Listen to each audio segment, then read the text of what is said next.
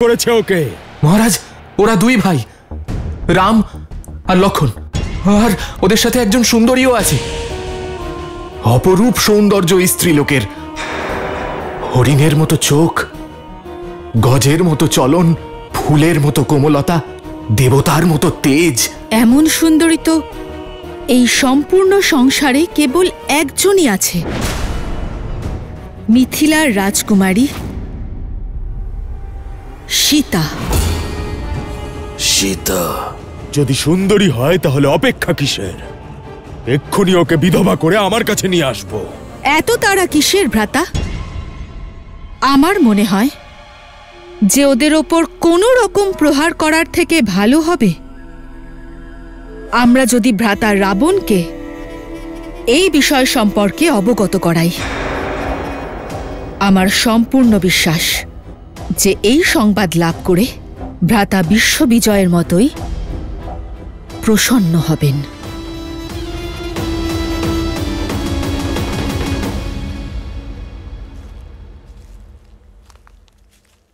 কি হয়েছে সীতা?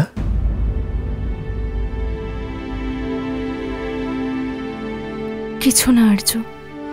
স্বামী এবং স্ত্রীর মধ্যে না দুঃখের কথা লুকোনো উচিত, আর না সুখের, আর না কোনো চিন্তার।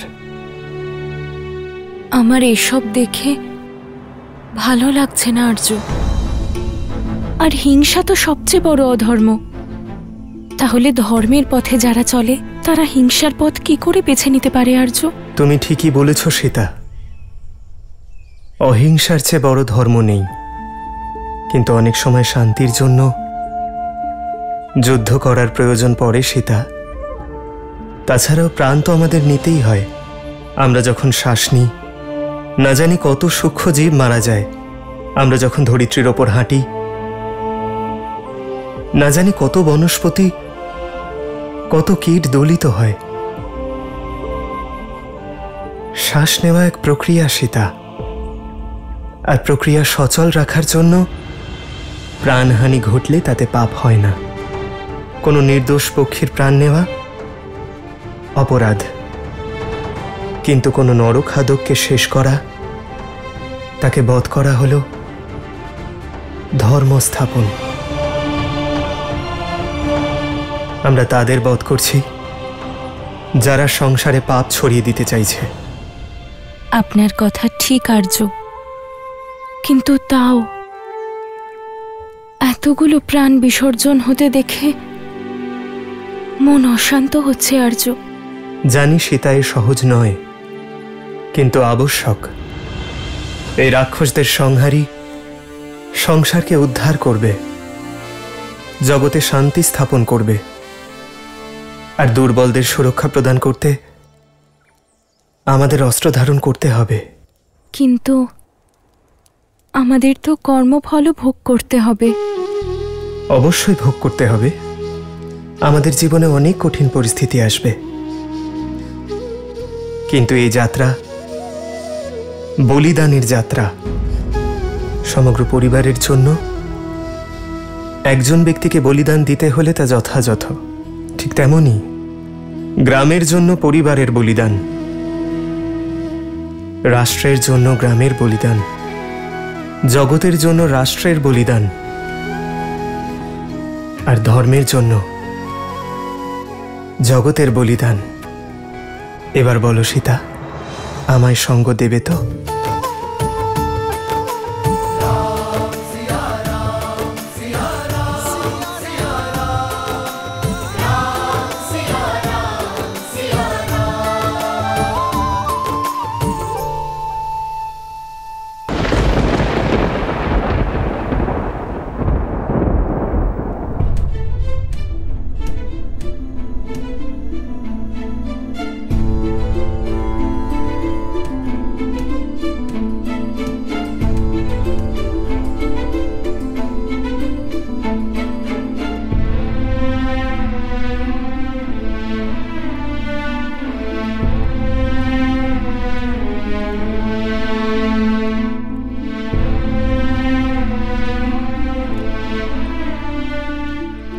আমি জানি তুমি বালিকে কেন প্রাণদান করেছ হনুমান?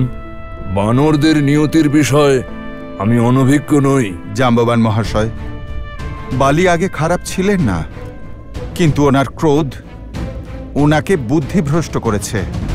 বালি সুগ্রীবের এই বিবাদে আমি বানর জাতির শক্তির এই পরাজয় দেখতে পারতাম না, আর তাই আমায় হস্তক্ষেপ করতে হয়েছে। আমার এখনো বিশ্বাস যে বালি নিজের অহংকার ভুলে মহারাজ সুগ্রীবকে আপন করে নেবেন, আর পূর্বের মতো সবকিছু আবার ঠিক হয়ে যাবে। তোমার আশা ভঙ্গ হতে দেখতে পাচ্ছি আমি। বালি কখনো আমাদের সঙ্গ দেবে না। রোমের বশে যদি অপমানের সীমা প্রখর হয়, তাহলে বিনাশ কেউ আটকাতে পারবে না। বালির অহংকারী ওর বিনাশের কারণ হবে। ভ্রাতা, ভ্রাতা বালি,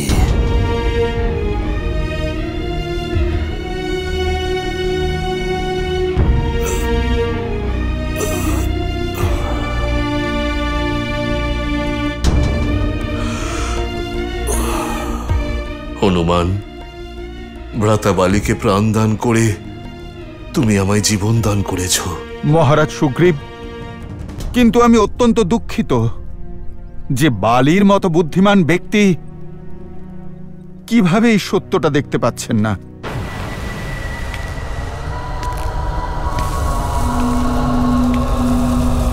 বালি আসছে সুগ্রীব, ও তোমার উপর প্রতিশোধ নেবে। ভ্রাতা, ভ্রাতা বালি, ওইদিকে চলো।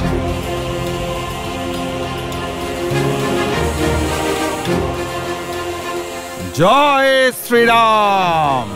জয় মহাবীর হনুমান, জয় পবন পুত্র হনুমান।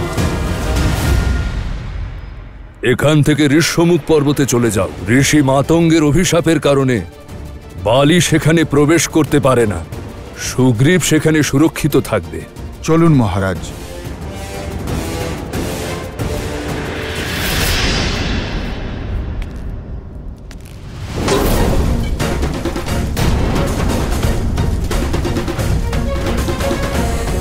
আমার থেকে বেঁচে তুমি পালাতে পারবে না সুগ্রীব। আমি তোমায় পাতাল থেকে খুঁজে বের করব। ঋষ্যমুখ পর্বতে পৌঁছানোর আগেই হত্যা করব আমি তোমায়।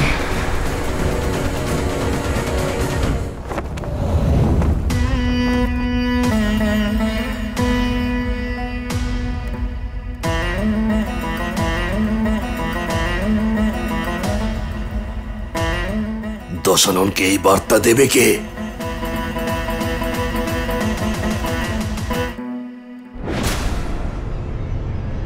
ভয়ের গন্ধ আমার কাছে লুকোনো থাকে না খর, আর তার থেকেও বড় কথা,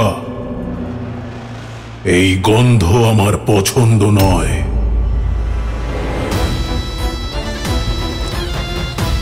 আমি আমার বৈমাত্রেয় ভাইয়েদের দণ্ডকের শাসনভার দিয়েছিলাম এটা ভেবে যে সেখানে তারা তাদের ভয়ের সাম্রাজ্য স্থাপন করবে। এর জন্য নয় যে নিজেরা এভাবে ভয় পেয়ে আমার কাছে পালিয়ে আসবে। তোমাদের নতমস্তক পরিষ্কার প্রমাণ দিচ্ছে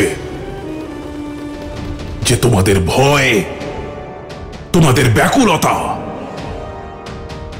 যতটা উচিত ততটাই আবশ্যক। কিন্তু স্মরণে রেখো, আজ আমার কান কোন রকম দুঃসংবাদ শুনতে প্রস্তুত নয়। এই ভয় আবার দেখলাম তোমার চোখে, কিন্তু ভালো লাগলো, কারণ এ ভয় রাবণের থাকা উচিত।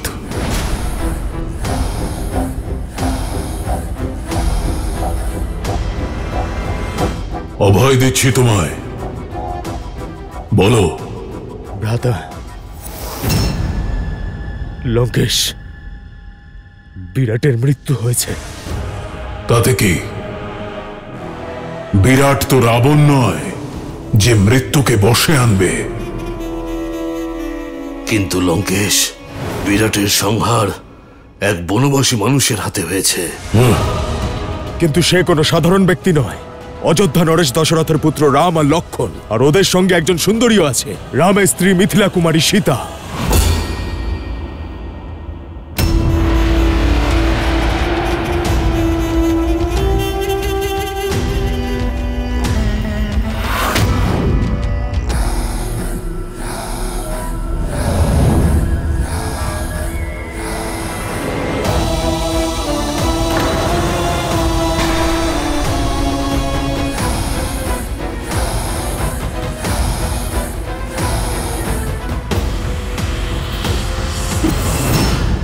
এই তলোয়ার সতর্কবাণী খর। বনের দায়িত্ব তোমার। সেখানে তৈরি হওয়া সমস্যা আমি দেখব কেন? এখানে বালকদের মতো ভিক্ষা চেও না। বীরের মতো যুদ্ধ করো আর হত্যা করো এই বনবাসীদের। আজ্ঞে লঙ্কেশ, আমি শুধু এই কারণেই ভয় পেয়েছিলাম যে একজন সাধারণ মনুষ্য বিরাটের মতো রাক্ষসের সংহার কি করে করতে পারে। ভবিষ্যতে সমস্যা নয়, সমাধান নিয়ে আসবে, নয়তো। এখন যাও এখান থেকে, আর পরের বার নিজের সমস্যা আমায় জানানোর পূর্বে নিজের মস্তক নিজেই ছেদন করো, কষ্ট কম হবে। আর মনে রেখো, আমার ওই বনবাসীদের বিষয়ে কোনো আগ্রহ নেই। ক্ষমা করবেন লঙ্কেশ।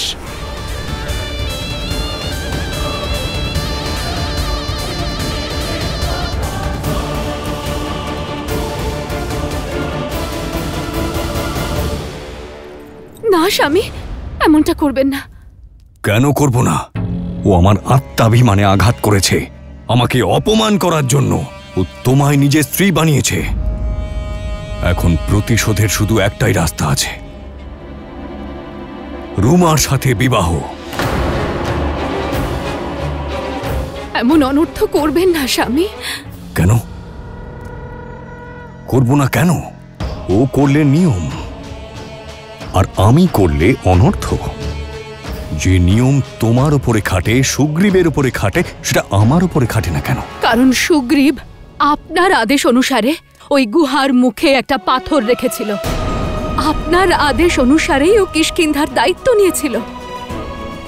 আর স্বামী, আপনি তো রুমাকে এতদিন কন্যার মতো স্নেহ করেছেন, তাহলে আজ কেন প্রতিশোধের আগুনে আপনি নিজের সম্মান, নিজের গৌরব আর নিজের ধর্মকে শেষ করে দিচ্ছেন? কেন অধর্ম করে নরকের দ্বার খুলে দিচ্ছেন স্বামী? পাথর তখন রাখতে হতো যখন আমার মৃত্যু হয়ে যেত, তখন। কিন্তু রক্ত প্রবাহ তো দেখা গেছিল। ওটা রক্ত ছিল না। সেটা তো ওই মায়াবীর মায়াও হতে পারতো, তাই না? সুগ্রীবের চালও তো হতে পারে ওটা। না, চাই না আমার ধর্ম, চাই না আমার স্বর্গ, আমার মোক্ষও চাই না। এখানে রাজ, শক্তি আর যুক্তি দিয়ে সবকিছু হয়, আর এই দুটোই অফুরন্ত আছে আমার কাছে। আর সেজন্যই রাজত্বও আমার হবে এবং রুমাও। সুগ্রীবকে এর মূল্য তো দিতেই হবে। সৈন্যরা, যাও গিয়ে রুমাকে আমার সামনে নিয়ে এসো। এমন করবেন না স্বামী। অঙ্গদের কথাটা একবার ভেবে দেখুন, ও তো এখনো ছোট। ওর ওপর কি প্রভাব পড়বে? ওর জন্য এটা একটা শিক্ষা হবে। ও তো দেখুক যে বানর রাজ কি করে হতে হয়।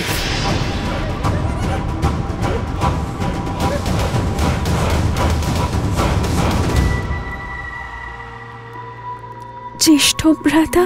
জ্যেষ্ঠ ভ্রাতা নয়, স্বামী বলো।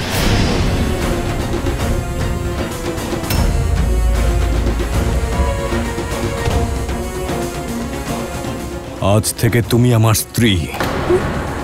আজ রাত্রে আমি সুগ্রীবকে বধ করে তোমার উপরে আমার অধিকার ফলাবো।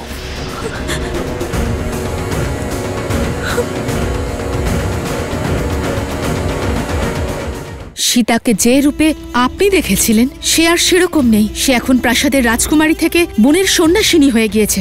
যত বৎসর লাগুক সীতাকে খুঁজে বের করবই। সেদিনই আপনার সম্মুখে আসব, যেদিন ওই দুই ভাইয়ের বিনাশের কারণ হতে পারবো।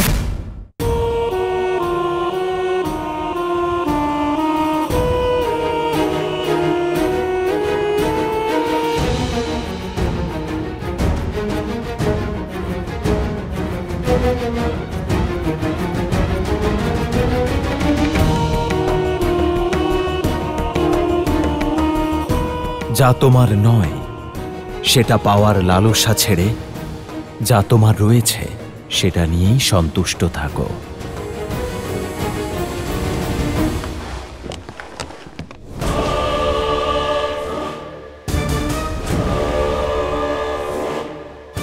কে দেখালো এই দুঃসাহস? কার নিজের প্রাণের মায়া নেই? সম্মুখে এসো। ক্ষমা করবেন ভ্রাতা, এই দুঃসাহস আমি করেছি, কারণ আমি আপনাকে কোনো ভ্রমের মধ্যে রাখতে চাই না। ভ্রম? হ্যাঁ ভ্রাতা, সীতাকে যে রূপে আপনি দেখে এসেছিলেন সে এখন আর সেরকম নেই। সে এখন প্রাসাদের রাজকুমারী থেকে বনের এক সন্ন্যাসিনী হয়ে গিয়েছে। একটু ভেবে দেখুন ভ্রাতা, সীতার সৌন্দর্য আর তেজের বিষয়। আপনার পাশে যদি লঙ্কার অধীশ্বরী হয়ে দাঁড়ায় তাহলে কেমন দেখাবে? ওর ভাগ্য আপনার জন্যই অপেক্ষা করে আছে। বেচারি, যে রাজকুমারকে বিবাহ করেছে তার কাছে রাজপ্রাসাদ তো দূরের কথা, কাঁটা থেকে বাঁচবার জন্য সামান্য পাদুকাও নেই। যে নারীর লঙ্কার কোমল শয্যায় বিশ্রাম নেওয়া উচিত সে অরণ্যের তৃণ শয্যায় ঘুমোচ্ছে।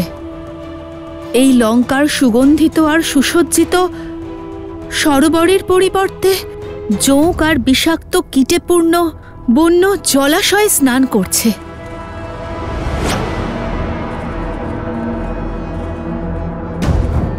সীতা হল লঙ্কার নিয়তি, আর লঙ্কা সীতার নিয়তি। এই শব্দের খেলা আমার সঙ্গে খেলো না। আমি তোমার থেকে পরামর্শ চাইনি, আদেশ দিয়েছিলাম দণ্ডকারণ্যে বাস করার। যাও। ভ্রাতা, আপনার মনে যে দ্বিধা আছে তা আমি বুঝতে পারছি।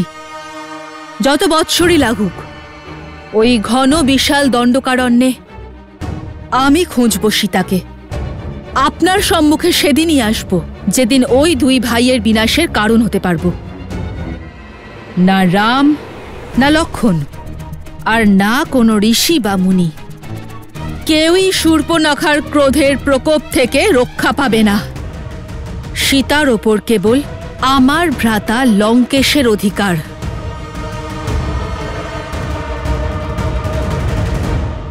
রাম রাম রাম রাম রাম রাম রাম রাম রাম রাম।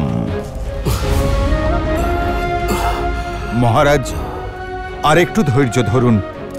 আমরা ঋষ্যমুখ পর্বতের নিকটেই আছি।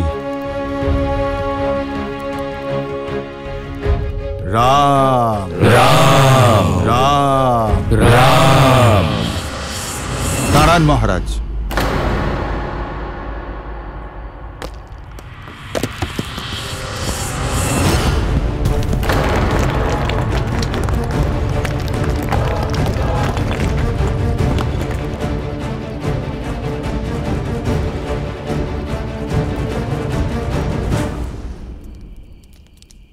মহারাজ, এবার চলুন।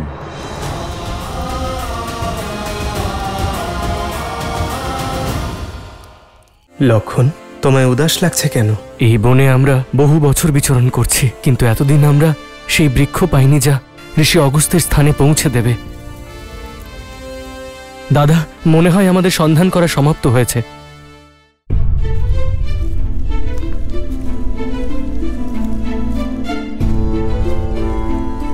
ছোটবেলায় ভ্রাতা বালি কত ভালোবাসতেন আমায়। তুমি দেখো হনুমান, ভ্রাতা বালি তার ভুলের জন্য অনুতপ্ত অবশ্যই হবেন। আমাদের মতের মিলন না হলেও আমাদের মনের মিলন অবশ্যই হয়। মহারাজ সুগ্রীব, প্রভু শ্রীরামের দয়ায় আপনার কথা সত্য হোক, কিন্তু এই সময় ভাবনা চিন্তা করবার সময় নয়, পরিকল্পনাকে সফল করার সময়। ঋষ্যমুখ পর্বত তো সামনেই, আর পরিকল্পনা তো ঋষ্যমুখ পর্বতেই আসার ছিল, তাই না? এই সকল বৃক্ষ, এগুলো ঋষ্যমুখ পর্বতের সীমাই তো। মহারাজ, আপনি চিন্তা করবেন না, আমি বালির প্রত্যেকটি প্রহার থেকে আপনাকে রক্ষা করব। কিন্তু হনুমান, যদি তুমি ভ্রাতার সম্মুখে যাও তাহলে উনি তোমার অর্ধেক শক্তি ছিনিয়ে নেবেন। মহারাজ, আমার পরিকল্পনা হলো যে আমি তার সম্মুখে নয়, তার পিছনে থাকব, আর আমি মহারাজ বালিকে ঋষ্যমুখ পর্বতের সীমানায় টেনে নিয়ে আসব। যখনই মহারাজ বালি ঋষ্যমুখ পর্বতের সীমানা স্পর্শ করবেন, ওনার পাওয়া অভিশাপ ওনার প্রাণ হরণ করবে। কিন্তু এসব হবে কি করে হনুমান? আর ভ্রাতার প্রাণ? মহারাজ সুগ্রীব, যদি জীবিত থাকতে চান তাহলে আমার উপর বিশ্বাস রাখুন।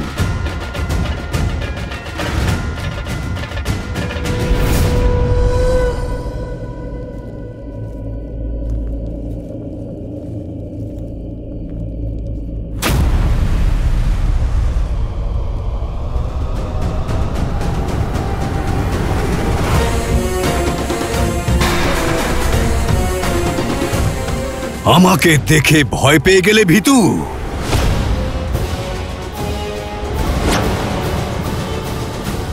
যদি আমার প্রাণও চলে যায় তাও আমি আপনার সঙ্গে যুদ্ধ করব না। তোর এই প্রাণটা ছাড়া তোর কাছে আর আছেটাই বাকি।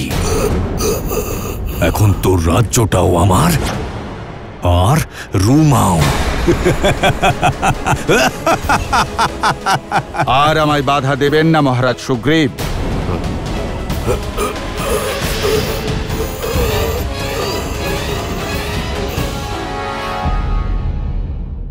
লক্ষণ, তোমায় উদাস লাগছে কেন? এই বনে আমরা বহু বছর বিচরণ করছি, কিন্তু এতদিন আমরা সেই বৃক্ষ পাইনি যা আমাদের ঋষি অগস্ত্যের স্থানে পৌঁছে দেবে। মাঝে মাঝে আমার মনে হয় যে সত্যই কি এমন বৃক্ষ আছে, নাকি শুধু কাহিনীতেই তা রয়েছে। দাদা, মনে হয় সন্ধান করা সমাপ্ত হলো।